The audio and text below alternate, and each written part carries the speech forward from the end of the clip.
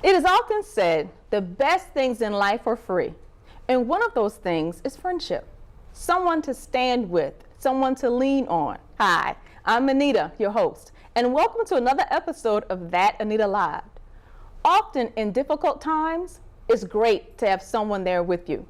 In recent times, traditional sister circles like baby showers and bridal showers, kitchen table talk are now co-ed. Here to discuss the importance of sister circles and offer her organization, G.L.O.W, as a place to find motivation, encouragement, and connection is Cynthia Peterson. Hi, Cynthia. Hi, Anita. Welcome to That Anita Live. Thank you. Thanks for having me. Thank you for coming out today. Now, explain to me, what exactly is G.L.O.W? So G.L.O.W is a nonprofit organization. It's God loving, obeying women. Okay. We recently became a 501(c)(3) nonprofit organization in the last couple years. We've been in existence for about 4 years now.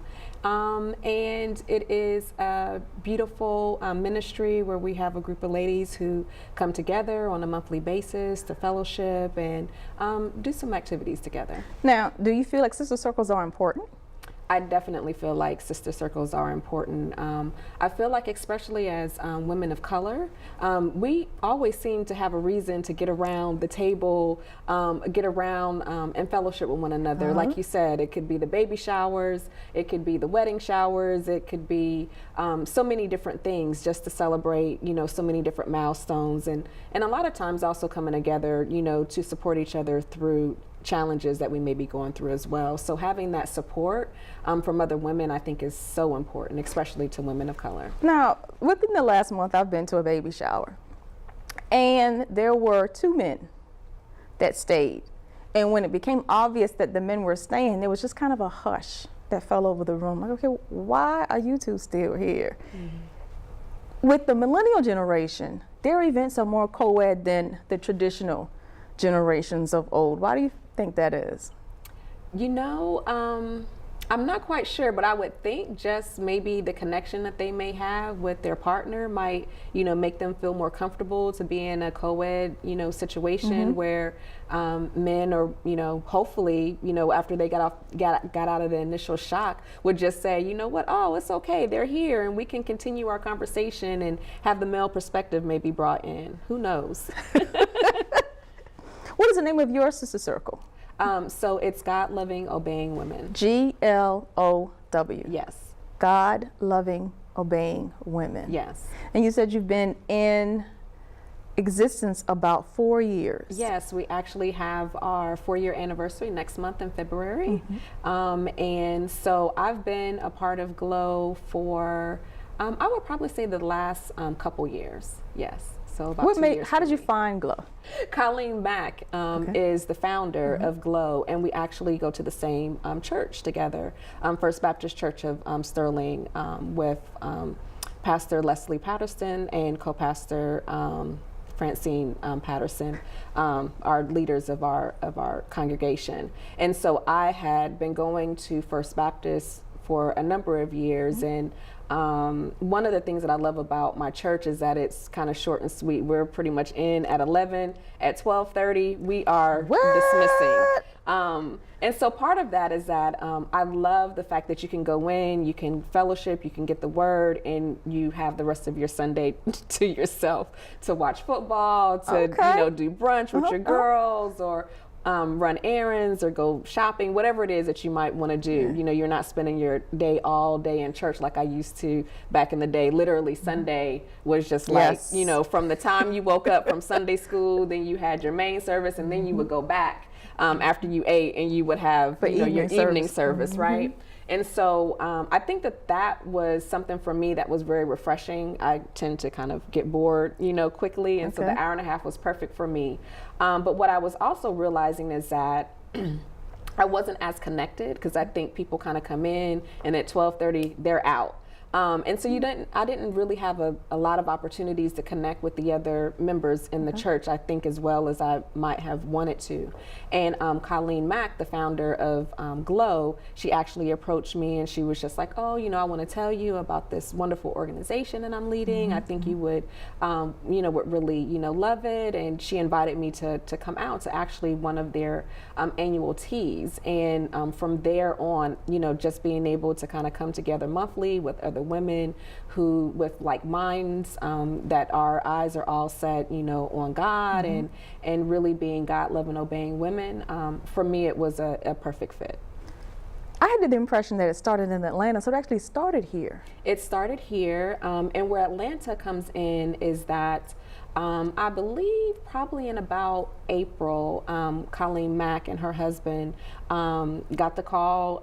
They had been wanting to relocate to Atlanta. They were, they had come here to the Northern Virginian area for work and really kind of felt like their home has always been Atlanta. So they had an opportunity to go back to Atlanta.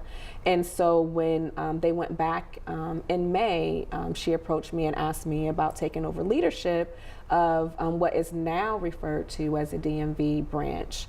And she would start a branch in the Atlanta area. And so that's where Atlanta comes in. What made you being a member was one thing. What made you take on a leadership role? So I think for one, I really took in consideration who was asking. In terms of Colleen, I have a lot of respect for her. And to be honest with you, I felt like I knew when we had the conversation, she just really had talked about how she had prayed about it and that she really felt like God had led her to invite me into that leadership position. And she asked me to pray about it and let her know. And so I was just like, okay, normally my first answer might have been no, but because it was her and she was asking me, and I know the God-fearing woman that she is, and that if she prayed about it and God had led her to me, then I really needed to pay attention. And that caused me to start praying about it. And then I made a decision that, I would love to, lead the organization now. Did I really understand, the challenges and I think there's definitely challenges and there's awards of leadership. Did I really recognize or understand all of the challenges that would come with it and the time commitment? Not at that time, but as I've grown into the role, it's a lot of work, but so there's a lot of gratification in it as well. So had you enjoyed the organization so much to that point that when she asked, you felt esteemed or honored by her request? I did. I had been one of the active members. We have probably about 30 members, and I would say probably, maybe about 10 to 15 or probably more like 10, at times are like more active. And I was one of those more active members. So I really had a connection with a lot of the women who were already a part of the organization, and we would get together outside of G.L.O.W. And so for me, it was just kind of like, okay, I know these women, I love these women. I would not want this organization to go away just because, Colleen moved. And so I really I guess I felt somewhat of an obligation too, to just say, let's see where this goes with the support of the other members and the board as well. What are some of the things that you do as an organization? So as an organization, we actually have a list of things that we do throughout the year. Like I said, we do have monthly fellowships, and that fellowship could be service. Like in November, we typically get together and we put together baskets for the needy for Thanksgiving. We want to make sure that folks in the community that may not necessarily have the funds or have the ability to get together and have a Thanksgiving meal, that they have that. And so that's one of the ministries we definitely, service ministries that we like to keep going each year, and we try to figure out not just for Thanksgiving, but we also did something similar in Christmas for a family, and making sure that this particular single mom had gifts for herself and her son, and her mom, who is now a caretaker of her. She's had a traumatic brain injury, and so that really impacted her ability to really provide for herself. And so now her life has totally changed, and she's gone from being a wife to her husband deciding that, yeah, you know what, this is not what I want to be doing. I don't want to be a caretaker, which now she's a single mom. And dependent upon her mom to take care of her and her son. So we really felt, we really wanted to answer the call to be there, to be a support for her. And so we got together and did a drive and collected some things that would really be, you know, on their wish list for, now, we call it an angel tree. How did that impact them when you showed up, when 10, 15 of you showed up, arms full of gifts for the family? You know what, they were overwhelmed. And so what I have learned through this, being a part of this organization, is that when you really give out of your heart, it makes other people want to give out of their heart. And so you may begin something and someone is like, oh, well, you know, how do I participate? Well, how do I give? You know, and so it just kind of grows organically, which is definitely definitely a blessing. So when you have an opportunity to, and that's what we're about, is giving back. And then we're also about helping young women realize their spiritual gifts. And so in terms of being an entrepreneur and, you know, their own businesses and being. Now, is there a process for that? How do you go about helping someone realize what their internal gifts are? So one of the ways that we do that was actually I organized a women's business expo in September, and I think that's when we first had connected because I was trying to get the word out about this particular, you know, event. It was the first one that we have done as an organization, and actually the first one I've done ever. I've done some things professionally in my, you know, in my corporate life, right, where the budget can be a little bit different. Yeah, the budget is different. You know, your support team is different. You know, and this was really it was a volunteer, you know, type of thing. But it's a lot of planning. We planned for months. We had a planning team, and we put together a women's business expo that highlighted women businesses, female-owned businesses in the local area. And we wanted to make sure that we had a broad array of vendors there who could say, hey, you know, I'm doing Mary Kay. This is how you can also do Mary Kay. Or it could be, you know, hey, I you know, help small businesses develop websites. You know, so we tried to have a nice array. And then we also had a program where we had speakers that talked about kind of like business 101, and then we also had a health and wellness aspect to it, because I feel like with all of that, and I'm a social worker by profession, that, you know, you may be chasing your dreams, but you also need to make sure that you take care of yourself. So we had a segment that talked about health and, you know, kind of keeping the balance as you're chasing your dreams. How did it go overall? It actually went really well. We had about 20 vendors. No, I think we had about 25 vendors all in all. And your responses from the attendees? And we actually did surveys for the vendors, and we also did surveys for the participants, and everything was very positive. I think there was a couple things that, of course, you know, you're new at doing things, and I'm like, oh, okay, you know what, that is pretty good advice. We do need to try to figure out a way to, you know, to do this particular aspect of the expo a little bit better. But I feel like overall, like, the speakers were very happy, the participants were very happy, the vendors, they were just like, oh my goodness, Cynthia, you know, we you know, not only had an opportunity to talk to the public, but there were so many of the other businesses that have been in contact with me, like, oh, Cynthia, do you remember the author that da-da-da-da-da? I want to get connected to her, you know. And so we had constant contacts there. So there were so many different ways that people could be connected, and also for the vendors to help grow their business. So even though they were there to kind of be a blessing to someone, they also, you know, had the opportunity to learn from another vendor there that could help them somehow either market or expand their business in some way. Yeah. We'll be right back with Cynthia with more information regarding GLOW and what you could expect if you were to join them for one of their activities. What if I told you that you could stop the negative tape from playing inside your head?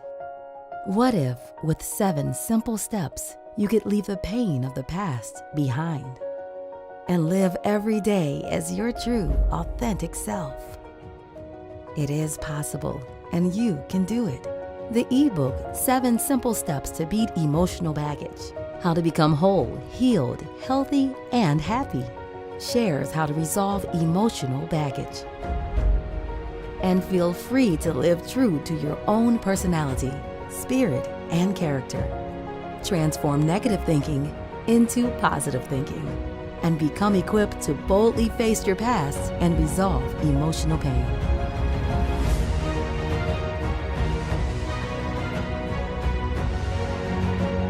Get your free copy at thatanitalive.com/ebook. And we're back to That Anita Live, the talk show dedicated to helping you emotionally heal and live a happier life. I'm here with Cynthia Peterson, president, founder, leader of the DMV branch of GLO. Why anybody would want to lead an organization, I have no idea. But what made Carlene start GLO?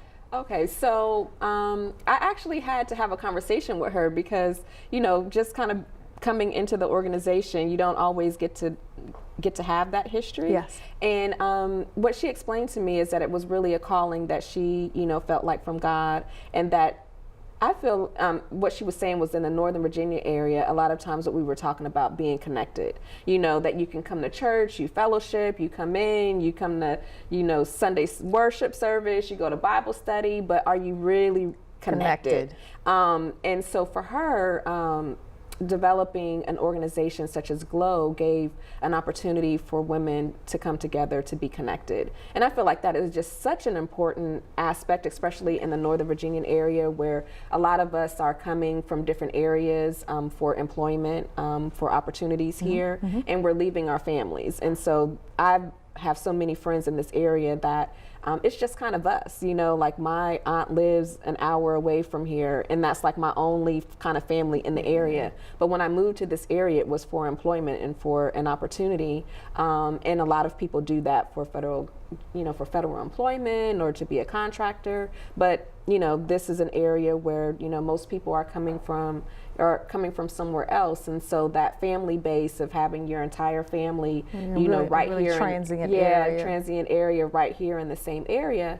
I don't think you have as much of that here in the Northern Virginian area. So I feel like we were talking about it, where the GLO organization really kind of provides that, where, for instance, if one of our GLO members we have taken food, you know, when they have become ill and the doctor says you need to be on bed rest, you know, and really rest, then we all get together. We're going to make sure that, you know, we've got one person assigned for Monday, somebody on Tuesday, somebody on Wednesday. Really creating that sister circle that actually has a connection and not just has it in the mission statement. Exactly. And so we've also had, actually in this past year, a couple of our members, their moms, their mothers have passed away. And so we have really come together to really wrap and love, you know, on our GLO sister and make sure that not only she, but also her family, you know, is, you know, feels that love and support. We try to make sure that,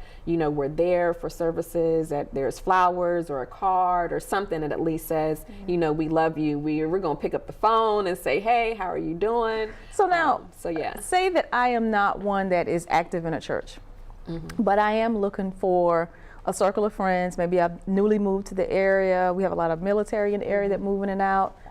And I find the group, will it feel overwhelming? Will everyone in the group be, I guess, very, very heavenly minded?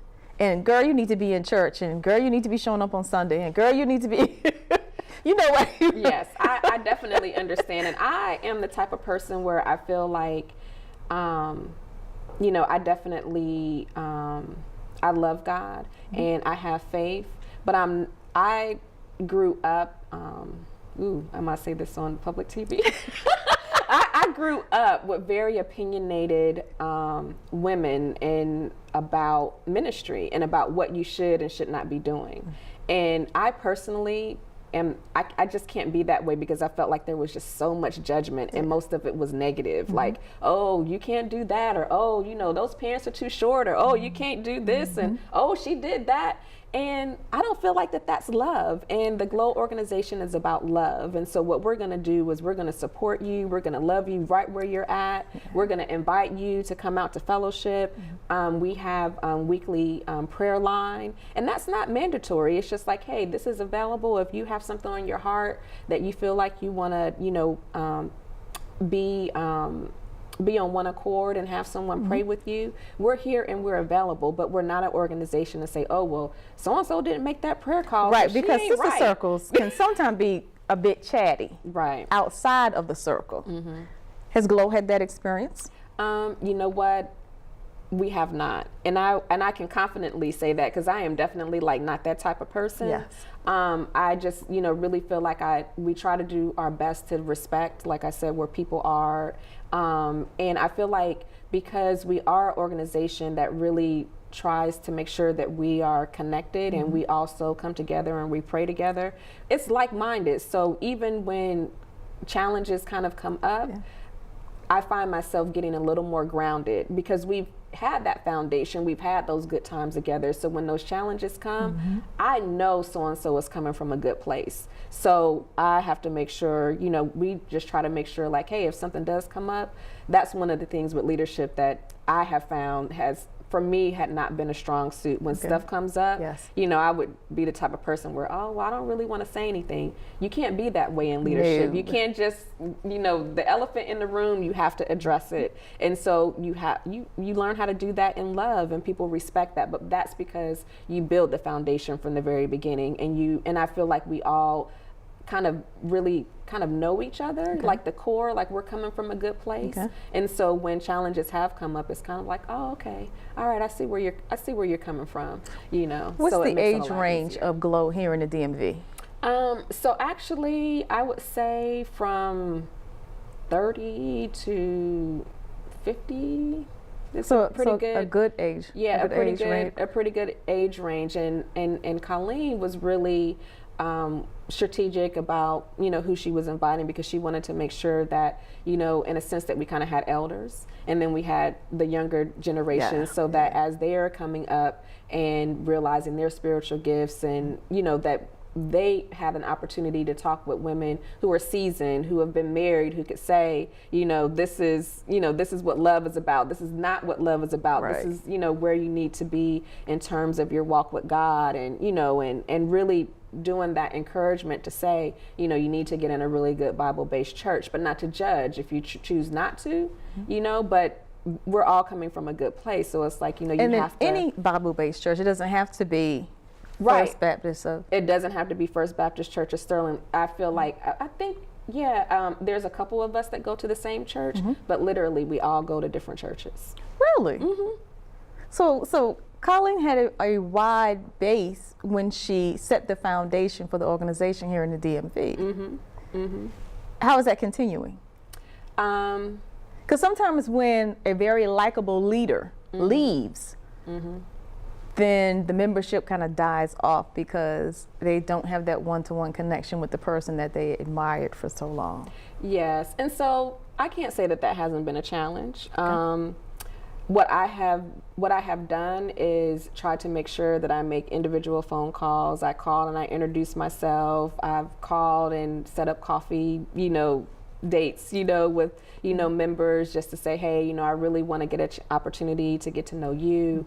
I've had, you know, I feel like it's those connections because once you start to get connected, you know, and like I said, when I came into leadership of the organization, I was already connected with the core base of women, the women who were really active. And so now it's trying to figure out, okay, those folks that are kind of on the perimeter, you know, are we going to be able to get them back into the fold? And so the answer to that question is maybe, maybe not. You know, I'm trying to do the best I can. Because just in general, 80% of the people, 20% of the people do 80% of the work. Yes. So you never really have 100% fully participating. Right, and that's definitely what we've been seeing. And so Colleen and I were actually talking about that, and we were talking about how, in a sense, it could be a blessing, because what has happened is that when we get members have been very active, especially on the board, and they bring a special talent. Like our website was built because we had a board member who had that particular skill, but then she helped build the website, and when that season for her was done, we had a website and she was able to move on to other things in her life. She's still a member, but that core, exactly what GLOW needed at that particular time was fulfilled. And so that's kind of what we have really decided, like, it's okay, right? To keep moving throughout the organization. You have to keep growing. You have to keep. Now, what do you have coming up for your anniversary? The big anniversary, number 4, is in February. Yes. What do you have coming up? So the big anniversary, I was actually thinking about that on the way here, has not been 100% finalized. Okay. I had a guest that I really wanted to come on and do something, and she's not going to be able to do that. So I've actually been trying to figure out exactly what we're doing. We have our date, which is Saturday, February 25th, and I'm thinking, maybe we might get together and do a brunch, just something to make sure that we, celebrate GLOW. But details on that will be coming. Now, speaking of challenges, what would you say is your biggest challenge been so far? I think you touched on it, and that really is trying to figure out a way to lead an organization that, in a sense, someone else has led for so long, and you come in and you step in those shoes, and I'm not Colleen. Like, I love her to death, and she is a great leader, but we have different styles. And it really, for me, has been stepping into that leadership role, getting to understand more about the structure that has been put forth, because that's a learning curve as well. Because as a member and as a board member is one thing, but to lead it, you really need to understand it on a whole different level. And there's a lot of different aspects. So it's, keeping the events going, keeping, the board going, making sure that you're interacting with people, you have to have an agenda, you have to have a purpose, you have to be thinking about all of those different things. Moving pieces. All these moving pieces, and it's not just the membership, but it's also about building relationships outside of that. I make sure that I'm in contact with my co-pastor so that she knows the different things that we're doing, and we can bring First Baptist in and invite, the other women of the church into the organization. I've collaborated and partnered with the Delta organization with the Business Expo. A lot of our speakers were from Delta, and it's, you can't do these things in a silo. Right. So it's a lot of work to be, okay, I got to make sure that the members are good. I've got to make sure that, our board is functioning and carrying out our mission and vision. But then we also need to be in the community, doing community events. Being visible, which takes partnerships, and then also those partnerships grow into so many different things. So now it's, it could be an opportunity for us to have a ministry team maybe later on down the line with another organization where we have similar missions, and it's an opportunity for us to come together. And so those are things that I think it's a lot to manage, because it's not just one thing, it's all those moving pieces, and you have to really be thinking about and engaging all of them, kind of simultaneously. So in one word, give me one word that you would give a woman in the DMV that is interested in looking for a God-centered organization. In one word, how would you describe GLOW to her? I would say love. That's what she's going to find. Yeah, yes. Okay. Life can become very tough. We all need someone to lean on, somewhere to lean in tough times, to be accepted and to be understood. Find out what is available in your area, or go to GlowWomen.com and look up the closest GLOW chapter. Maybe contact Colleen or Cynthia regarding starting a chapter in your area. I'm Anita, your host. That website again is GlowWomen.com. I'm Anita, your host. Be sure to check out thatanitalive.com for where and when to see our next episode.